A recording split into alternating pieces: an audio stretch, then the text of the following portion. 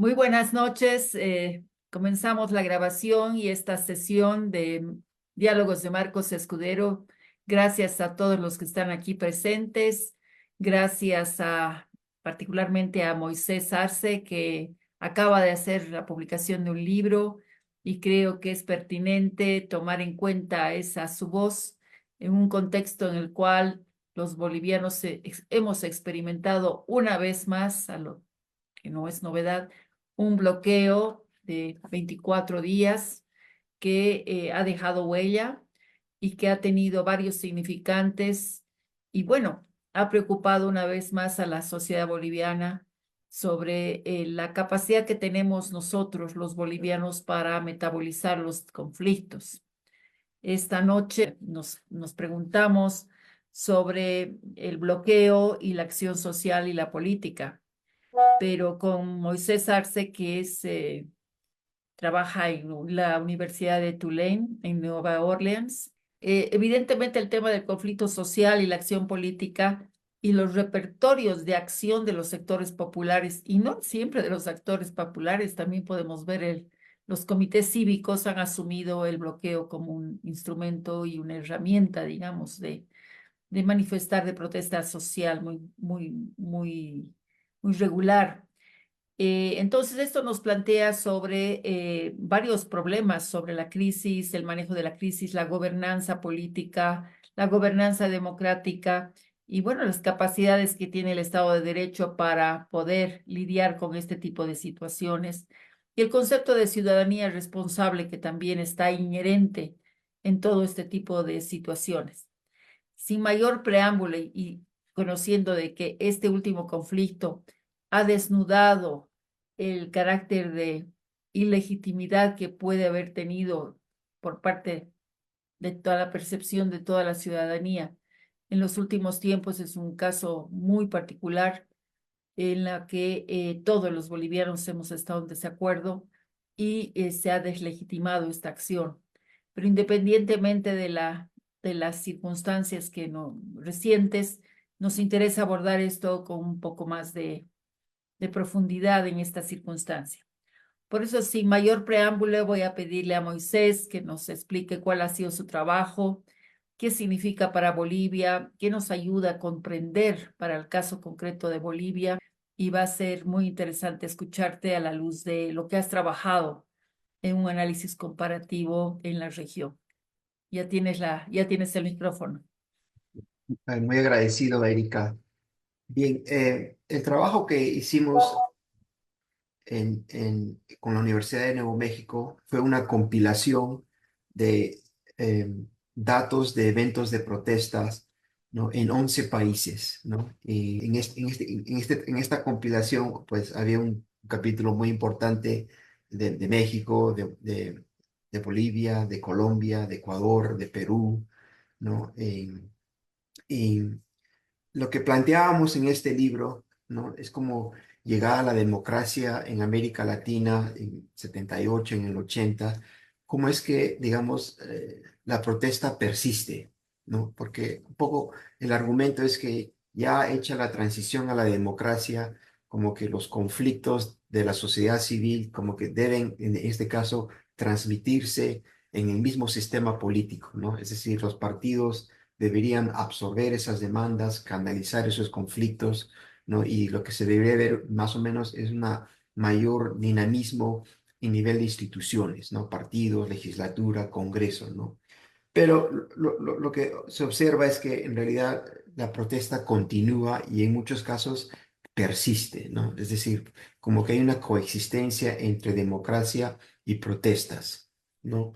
Y en cuanto, digamos, a la parte teórica de la compilación, por un lado, pues existía, digamos, la amenaza siempre ha sido una variable muy importante para explicar, digamos, la movilización, ¿no?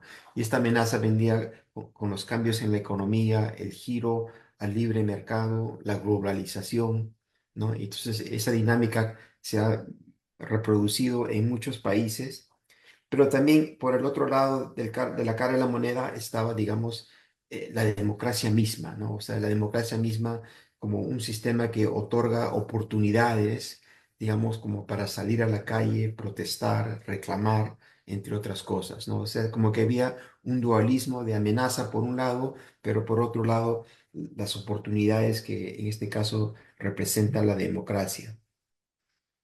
Em, el otro tema también que, bueno, en esta compilación es que, digamos, algunos de los capítulos tenían pues cifras de eventos de protestas de 40, de 30, de 50 años, ¿no? Es decir, como que uno puede ver cómo es que la protesta había cambiado, cómo iba cambiando la economía o cómo iba cambiando la democracia, ¿no? Entonces, hay periodos en que, digamos, la economía está cerrada y tenemos un periodo cerrado también de política porque estamos en un tiempo de dictadura, pero también había este cambio de que ya no estamos hablando de una dictadura, sino de una democracia, y también estamos hablando de un cambio o de un giro en el tema económico, ¿no?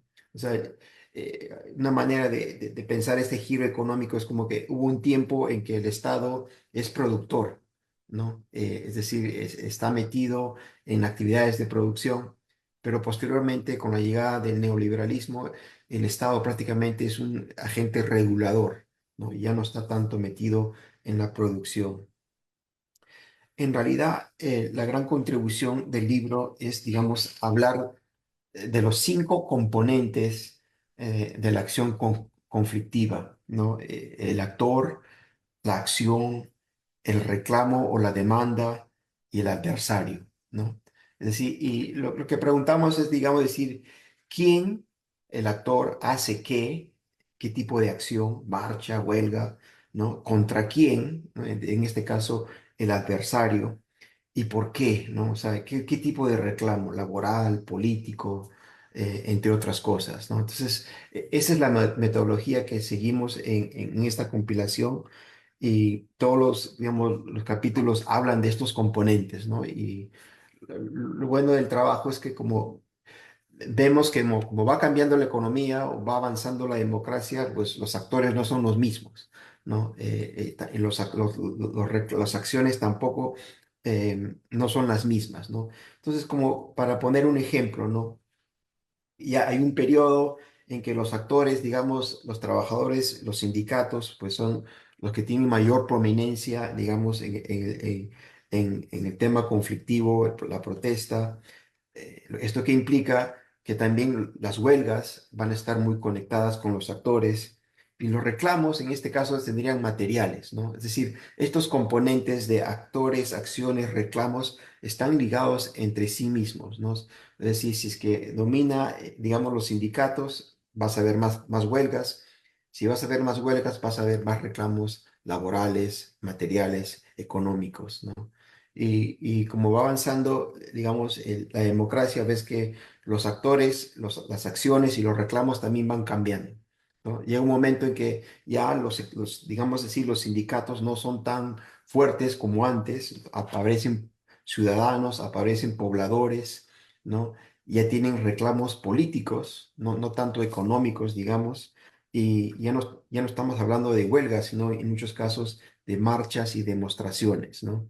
Entonces, este resumen rápido que les digo es como que varios capítulos de esta compilación, que en sí son 11 países, como que se reproduce, ¿no? Es decir, los hallazgos que se encuentran en Colombia muy similares a los hallazgos que se encuentran en Perú, en Bolivia, entre otros países. Algo también que quisiera destacar, y pensando en Bolivia, es que el trabajo de Roberto Lacerra demuestra que en tiempos antes de las elecciones, ¿no? Que como que hay una escalada en movilización, ¿no? O sea, que hay momentos en que, particularmente cuando hay un giro, un cambio entre gobiernos, como que la intensidad de estos conflictos aumenta, ¿no? Em, y el otro tema que quería hablar un momento es que muchas veces el tema de conflictividad, de protesta, como se ve que ha sido, como que es una consecuencia de una falla del sistema de representación, ¿no? Es decir, como que estamos en países donde, digamos, en América Latina, donde hay gran cantidad de partidos que son débiles, que aparecen en una elección y después desaparecen en la otra, ¿no? Entonces, por lo general, la literatura lo que nos dice es que en sí la protesta es como una respuesta a esta crisis de representación, ¿no? O sea, como no hay buenos partidos, lo que vas a observar es protestas, ¿no? Pero lo que también señalamos en el trabajo es que en realidad también esto no solamente puede ser explicado como una crisis de representación, sino una crisis de manejo de Estado, ¿no? Entonces, ¿qué queremos decir? Que estamos hablando de la capacidad del Estado justamente para responder o absorber esos reclamos, ¿no? Es decir, la capacidad técnica del gobierno, la capacidad técnica de los ministerios, entre otras cosas, ¿no? O sea, no se puede explicar todo simplemente como que diciendo de que esta es una crisis de representación, ¿no? Entonces, también lo que decimos es que también estamos hablando de una crisis de parte del Estado en cuanto a poder atender estos reclamos.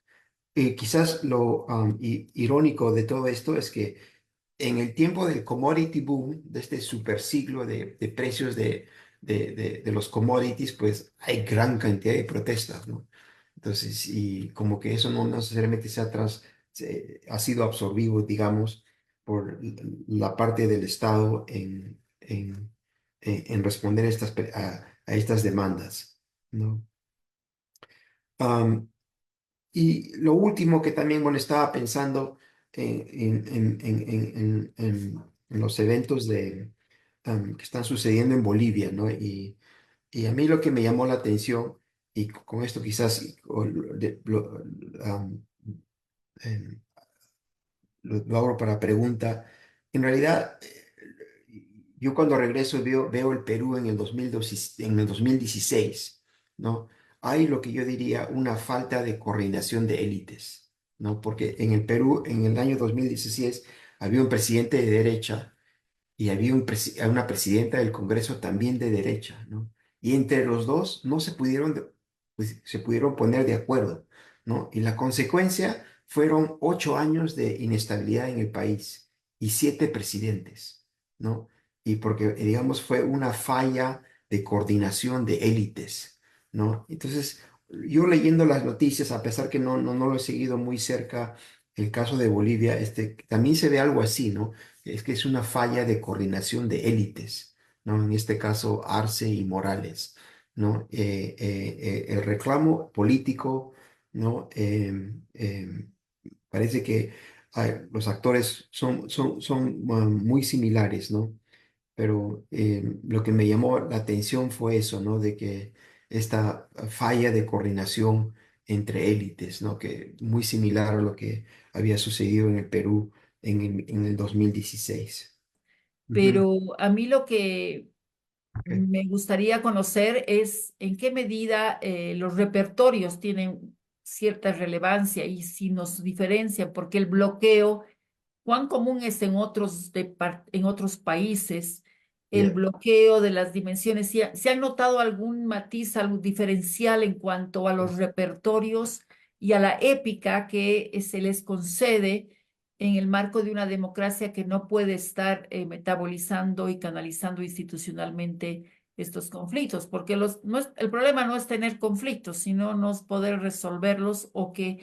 se genera en torno al imaginario nacional de que el bloqueo viene a ser una institución que está absolutamente, digamos, arraigada en en nuestra forma de manifestar nuestros desacuerdos.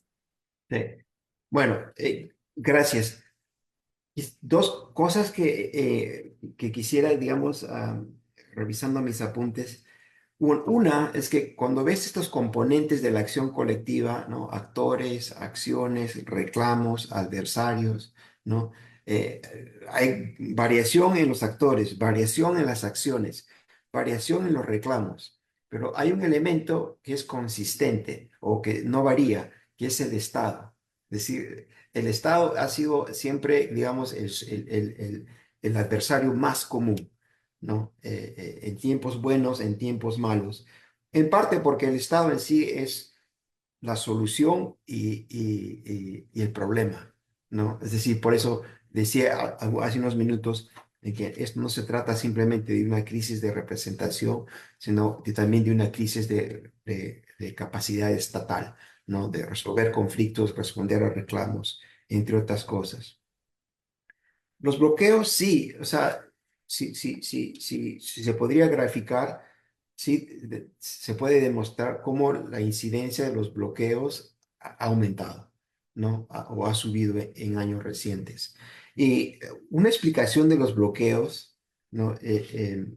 Pero, o sea, como que estoy simplemente compartiendo lo que he leído, o sea, lo que decían de los bloqueos es que ¿qué te digo? En el tiempo de los sindicatos, donde habían actores laborales muy fuertes, como que el objetivo era paralizar la producción, ¿no? Pero en la fábrica, ¿no? Es decir, no, pero ahora como estamos en un contexto que ya, digamos, los sindicatos no tienen ese peso político porque el Estado ya no está metido en tareas de producción. Es como que aquí lo que se trata es paralizar la producción fuera de la fábrica, ¿no? Entonces, eso es una manera de entender, digamos, la naturaleza del bloqueo, ¿no? Es decir, impedir, interrumpir el comercio y usar esa acción de protesta, ¿no? Quizás con ese objetivo, ¿no? De, de, de, de- de ocasionar, digamos, eh, impedir el comercio, ¿no? Como decía unos minutos. Entonces, esa sería una manera de ver cómo estas acciones han cambiado, ¿no? ¿Entiendes? Y hablar de tomas es otro ejemplo, ¿no? Tomas de locales, ¿no? Que eso también no era tan común ah, anteriormente, ¿no? Em, y bueno, no he tocado el tema de violencia, ¿no? Pero también es otra dimensión que quizás muchos de estos conflictos han terminado en niveles de violencia altos, ¿no? Ujú. Gracias. Mira, muy interesante lo que tú dices y cuando tú equiparas y hablas de violencia, los ciudadanos en general experimentamos el bloqueo como una violencia, pero que ha sido normalizada porque hasta los medios de comunicación nunca se preguntan si realmente se está violando la Constitución, si no ya se da por hecho el bloqueo, pero también habría que acotar de que el sujeto bloqueador, independientemente que hayan sido la Federación de Mineros, hoy día se erige como un sujeto básicamente campesino, ¿no? De las áreas rurales, grandes bloqueos y cercos. Y valdría la pena que yo creo que aquí pasando ya la posta a Roberto, mostrar cómo algunos actores han develado y han desnudado, digamos, de que el ritual del bloqueo y de la acción social con su rostro de violencia viene a ser un ritual que necesita de la violencia. Es imprescindible esa violencia. Es imprescindible que haya sangre, lo ha dicho uno de los mentores ideólogos de todos estos movimientos de resistencia. Entonces ahí te coloca un gran problema para la democracia, porque ahora tenemos que recordar que han sido bloqueos los que han tumbado gobiernos, o sea, que han obligado a renuncias anticipadas a lo largo de estos 42 años de democracia.